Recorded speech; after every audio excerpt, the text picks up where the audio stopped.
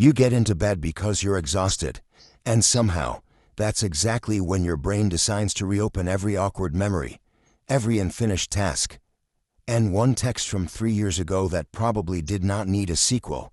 So now you've got two awful choices: lie there with your thoughts, or pick up your phone and let the algorithm tuck you in at 2 a.m. And this is the trap. If you don't scroll, your mind gets loud. If you do scroll, your mind gets stimulated. Either way, sleep loses. Then you wake up tired. Promise yourself tonight will be different, and somehow end up in the exact same loop again. It feels like you can't control it, like maybe you're just bad at sleeping. But here's the part I really want you to hear. The reason you can't sleep is usually not that your brain is broken. It's that your brain has learned the wrong nighttime cues. That is very different. Because one of those feels hopeless, the other one feels learnable. Sleep is not a personality trait. It's not something lucky people get, and the rest of us chase. Sleep is a rhythm, a set of signals, a pattern your body learns to trust. So if night keeps going badly, that does not automatically mean something is wrong with you. It may just mean your body has been trained by the wrong things at the wrong time. And there's a science reason for that. When your brain keeps getting light, novelty, and emotional stimulation at night, it stays in an alert state instead of shifting into the slower, quieter mode that allows sleep to begin. That's why wanting sleep and helping sleep are not always the same thing. So let's make this simple. Here are 5 habits that make sleep easier. Not perfect, easier. Small things, real things. Things you can actually do in a normal life, even if your current nighttime routine is basically just stress and screen light. First, give your body a rhythm it can trust. One night it's midnight. The next it's 2 a.m. Then the weekend hits and suddenly your sleep schedule is a hostage situation. People do this for months and then wonder why they're exhausted all day and fully awake once their head hits the pillow. Your body has an internal clock.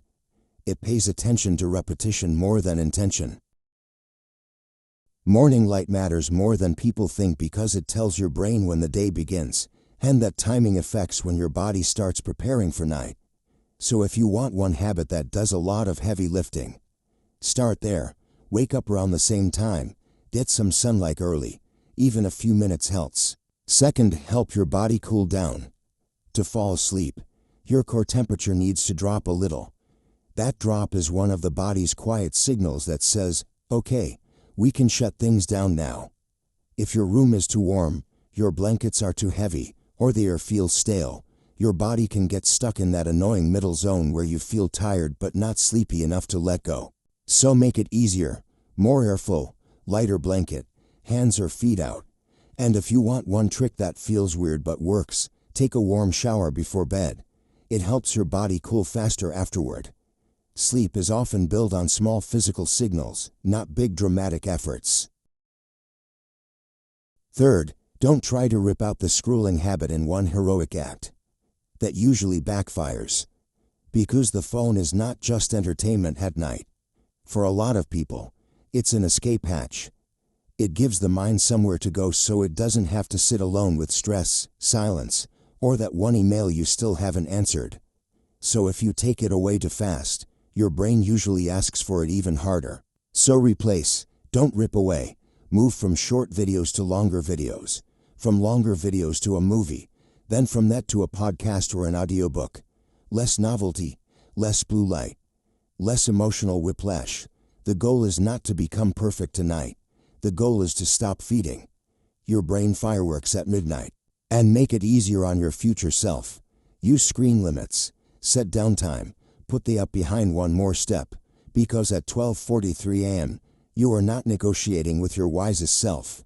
You are negotiating with a sleep-deprived goblin holding a glowing rectangle. That goblin should not be making policy. Fourth, dim the lights before you expect your brain to act sleepy. Darkness helps your body release melatonin, which is one of the signals that night has started. Bright rooms and bright screens tell the opposite story. So about an hour before bed, start making everything quieter. Lower the lights. Back away from the laptop. Let the room help you instead of arguing with your biology. This is where tiny routine helps. Nothing dramatic. Shower, picking up clothes off the chair, writing 2 lines in a notebook, then getting into bed with audio instead of light. It doesn't have to look impressive. It just has to become familiar. Familiarity is calming. Your body starts to recognize the sequence and think, oh right, we're closing now. 5th, watch your caffeine cutoff. A lot of people think caffeine only counts if it completely stops them from falling asleep. But even if you do fall asleep, can still make sleep lighter, shorter, and less restorative. So if your nights have been rough, try a simple rule: no caffeine after early afternoon. Not extreme, just useful. So if we put all of this together, the answer is not try harder. The answer is send better signals. Give your body rhythm. Give it darkness. Give it cooler air. Give it less stimulation. Give it fewer chemical reasons to stay alert. That is how sleep becomes more possible. Not by force, by clarity. And if sleep has been messy lately, please don't turn that into a character judgment. You are not weak. You are not failing at being a person. You are living in a world that trains attention all day and then expects your brain to go soft on command at night. Of course that gets hard. You are not the only one dealing with this. Not even close.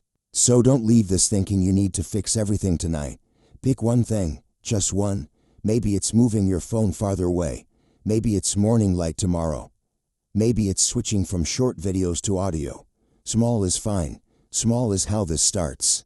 And if you do that consistently, there is a version of you not far from now who gets into bed, puts the phone down, feels the room go quiet, and doesn't have to bargain with the night anymore.